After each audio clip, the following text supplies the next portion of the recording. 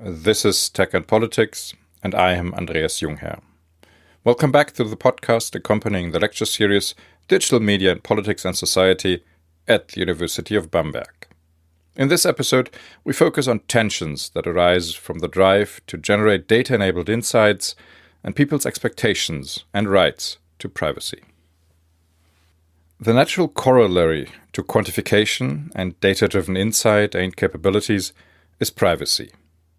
The simple formula is the more data, the greater the potential analytical insights, the greater the capacity of organizations, companies, or states to make profits, shape people's option spaces, or the future. People's interests and rights in keeping aspects of their lives, character traits, interests, and behavior private can appear as an annoying speed bump on the road to greater capacity and profits. This is especially relevant in the collection and use of data, documenting people's uses of digital devices or services. New capabilities in data collection, retention, and their uses raise hopes and desires with companies and governments for access to ever more data on ever more users on ever more aspects of the world. But here, interests between companies, governments, and users do not necessarily align and might in fact diverge. Greater capacity of companies and governments might run counter to the interests and rights of people who find themselves documented in data. While state regulators might seem a bastion of protection of people's rights, it is not clear that their interests necessarily align with that of the people. For example, Ethan Hirsch has shown that in the USA, for a long time, parliamentarians have worked continuously toward extending the data government agencies were obliged to collect in voter files and officially provide campaigns with access to. Also, governments have an interest in having access to more data on people, be it to the benefit of crime prosecution and prevention, service provision, or public health. The flip side of greater government access to data is of course greater control over citizens and the potential for repression, especially in autocratic regimes. But trade-offs between government access to data and people's privacy should never be treated lightly, also in democracies. In short, government regulators do not necessarily have to be natural allies of people in the protection of their rights to privacy. Privacy is an inherently contested concept. But the legal scholar Alan F. Weston provides a definition that focuses on the control of information. This definition provides a helpful basis for the discussion of tensions between privacy and availability of digital data. Weston defines privacy as, and I quote, "Privacy is the claim of individuals, groups, or institutions to determine for themselves when, how, and to what extent information about them is communicated to others." Digital technology provides unprecedented opportunities for collecting, aggregating, processing, and disseminating information. But these opportunities mainly hold for companies collecting and disseminating data, not with the people who they document. In fact, these opportunities often directly negatively impact the ability of people to control the collection, use, and dissemination of information about them. The legal scholar Daniel S. Solov has proposed a taxonomy that is helpful in mapping these threats. Solov points to a set of potential privacy threats connected with the collection, processing, and dissemination of information and invasion of privacy, all of which feature strongly in the discussion of digital data. Most people are unaware of the data that are collected about them, their behavior and their contacts when using digital devices or services, or by being wittingly or unwittingly documented by digitally enabled sensors. They also have little idea, never mind control, over how the collected data are processed by data collectors or owners. Data processing can include aggregation of data on people across different sources, the identification of users or their traits by probabilistic inference and associated labeling, or subsequent secondary uses either by the companies collecting the data or those buying access to them. People also have no control over who companies provide access to their data, be it intentionally or unintentionally. Also, collecting data on people and the data-driven inference of traits and interests might allow companies to influence decision-making by people using devices or services to further their own interest over that of their users. The collection, processing, and retention of data with digital technology provides significant threats to the control anyone can hope to have over information pertaining to them. Let's look at the example of Cambridge Analytica. The by now infamous case of Cambridge Analytica provides a perfect example for the threats sketched by Solov. In the run-up to the 2016 US presidential election, the English campaign consultancy Cambridge Analytica claimed to be able to identify voters' psychological traits based on their Facebook activity and be able to target them with content optimized to get them to act according to campaign's goals. After Donald Trump's win in 2016, the company claimed this as proof for the success of their approach. By now, it seems pretty clear that Cambridge Analytica was not central to the Trump campaign, and that the approach advocated by them was highly unlikely to bring the claimed effects. But the story of Cambridge Analytica is still instructive as a case in which nearly all of Solov's threats to information privacy come true. First, there is the question of data collection. Who collects what data? In the case of Cambridge Analytica, this starts in 2014. A researcher affiliated with a research lab at the University of Cambridge had developed a Facebook app allowing people to test their personality traits. But the research did not only collect the responses to the quiz. He used the app to pull additional information through the Facebook Application Programming Interface, API, on the participants and their Facebook contacts. He then connected and stored these information to the responses of the personality quiz. At that point, people had lost control over the information collected about them. The second threat comes from information processing. Again, this case is instructive. The researcher linked signals from the information collected on Facebook to the responses of participants to his personality quiz. He and the people at Cambridge Analytica were convinced that they now had a model allowing them to predict personality traits based on Facebook data. Again, these claims are dubious and highly contested, but for the violation of privacy, the actual validity of the results of data processing does not matter. It only matters that the data are used in ways out of the control of people documented by them. The third threat is information dissemination. In this case, this happened when the Cambridge researcher provided the company Cambridge Analytica with access to the data collected by his app and the model based on them. Finally, by trying to influence people in their voting behavior based on models developed on data collected based on another purpose, Cambridge Analytica also hits the fourth threat invasion. By actively shaping information environments of people based on data documenting traits and interests, the company interferes with their decision-making. Let's get back to our argument. By using digital information systems, like Facebook, Google, TikTok, YouTube, or X, users cannot expect to be in control of the information posted in these systems and produced by their use. Instead, the companies running these systems can and will decide how to use this information and which third parties they provide access to the data or its processed derivatives. Digital information systems thereby inherently challenge the notion of privacy referenced above. People, their contributions, behavior, and interactions are tracked in digital information systems, and the resulting data are stored and later used. This could be for commercial, political, security, or scientific purposes. Most people will be unaware of these subsequent uses when using digital media. Add to this that many successful digital business model depends on the targeted provision of ads based on user traits and interests.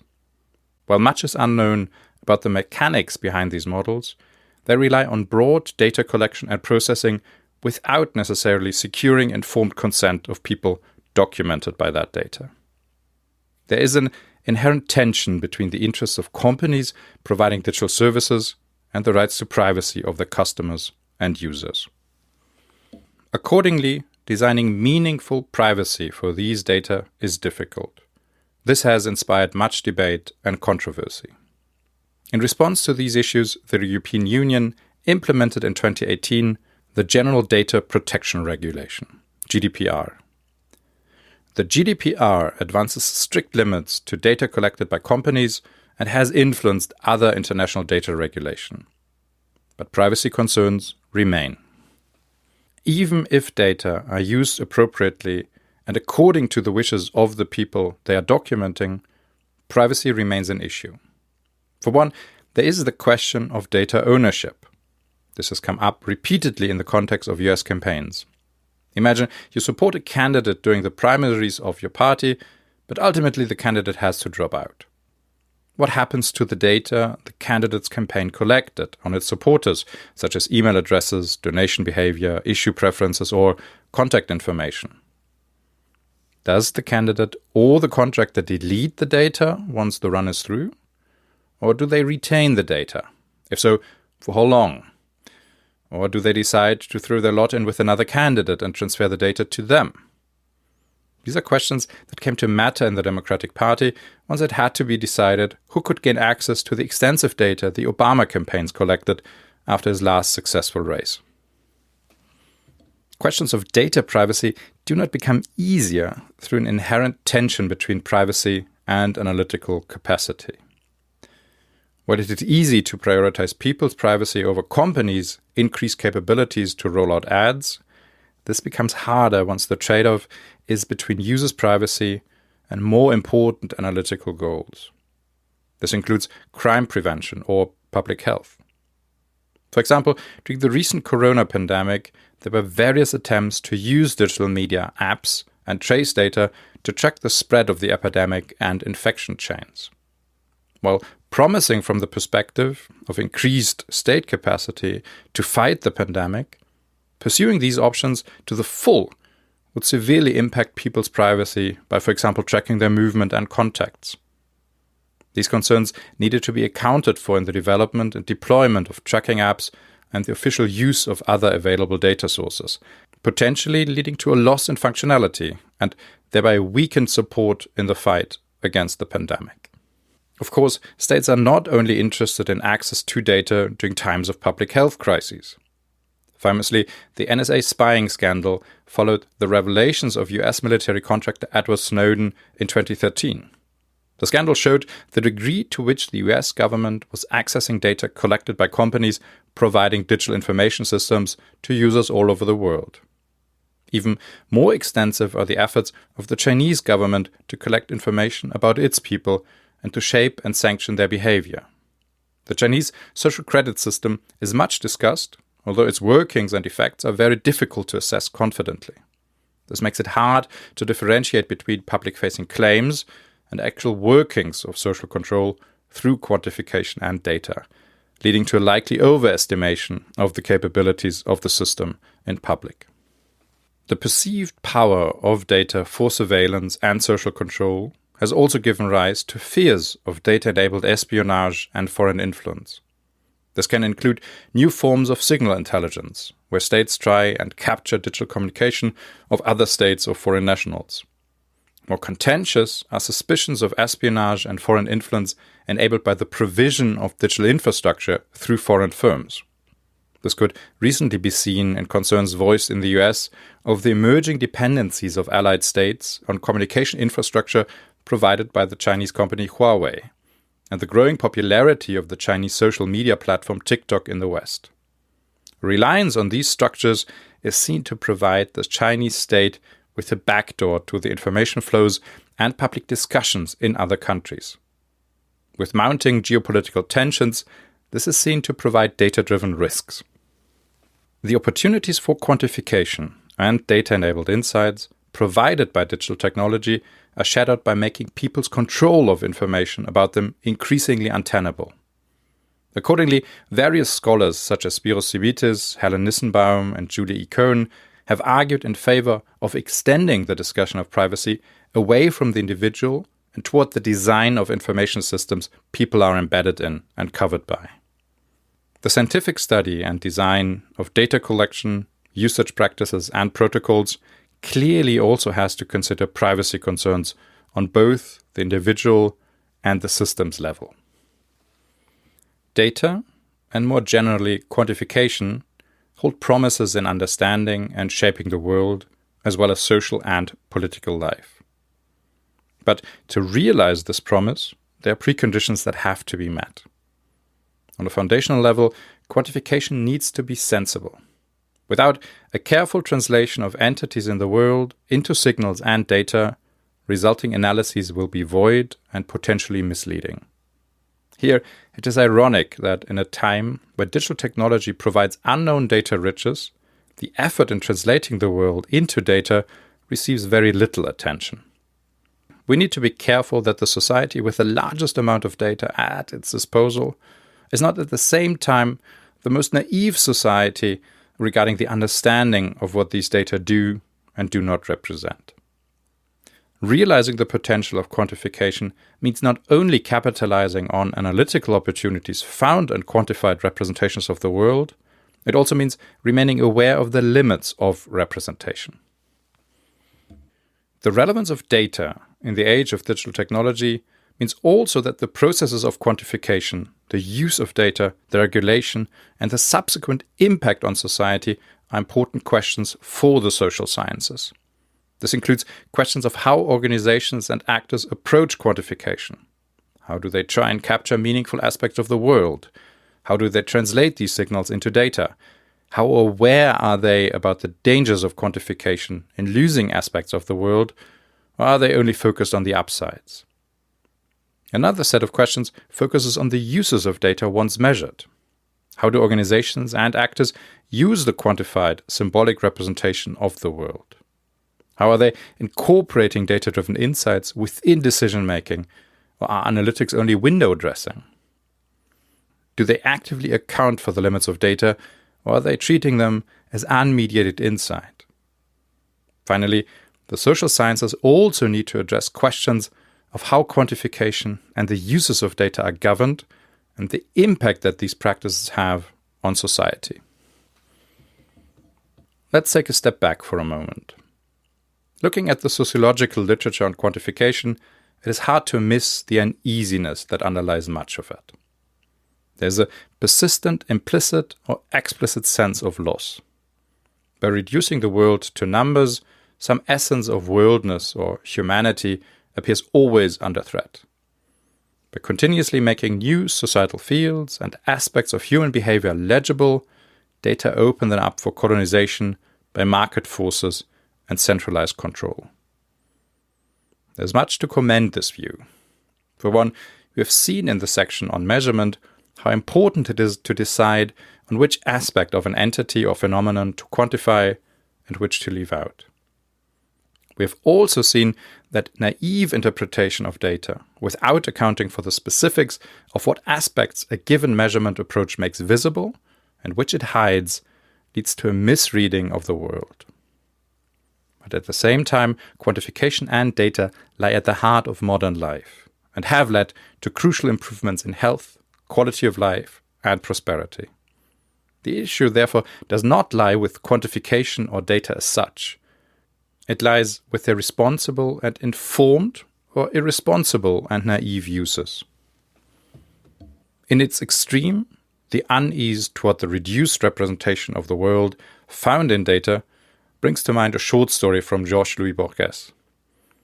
In De Rigor en la Ciencia, Borges tells the tale of a group of cartographers so enamored with their skills and the beauty of realistic representation, they start an effort to map the empire and its features point by point, ending up with an exact replica in size and detail. While beautiful to its originators, the map was useless to those who followed, and the work was disregarded. The story might serve as a cautionary tale to those warning of the dangers of data, quantification, or reduction in general, instead of pointing to specific flaws inherent to these approaches or contingent to their uses. For the other extreme, we also find a cautionary tale in literature. In Hermann Hesse's novel Das Glasperlenspiel, we meet an order of scholars dedicated to the study of an universal symbolic system of science and culture, the glass bead game. But in their total dedication to a symbolic representation, they lose sight of the world as such, and the social and political conditions for their pursuit. In fact, once the master of their order gives up his study to be in the world, he perishes. This illustrates the risks with either rejecting data and quantification in favor of an unspecified essentialism not available to symbolic representation, and the purely positivistic reliance on symbolic representations of the world with no specific interests in the world as such, or the mechanisms by which the translation of the world in symbol leads us to misread the world in its representation. We will encounter this issue again when we'll be talking about artificial intelligence. Quantification, data, and models are important building blocks to modern societies. But realizing their promises demands for informed uses. This means accounting for both their potentials and limits. For social scientists and practitioners alike, this means not only improving their analytical skills, but also to develop a sophisticated understanding of the relationships between symbolic representations and the world as such. Without a solid understanding of how representations map and do not map onto the world as such, any mathematically identified structures on the representational level do not have to carry meaning beyond the realm of symbols. And these are the preconditions for the use and assessments of algorithms to shape human behavior and the world. But that's it for now. The next 4 episodes will focus on algorithms and algorithmic decision-making. As always, the script to this episode can be found online on the course website, digitalmedia.andreasjungherr.de. There, you will find detailed sources, references to further reading, links, and preparatory questions for the exam. This was Tech and Politics, a podcast by the Chair for Political Science, especially Digital Transformation, at the University of Bamberg. I'm Andreas Jungherr. Have fun reading, and see you soon.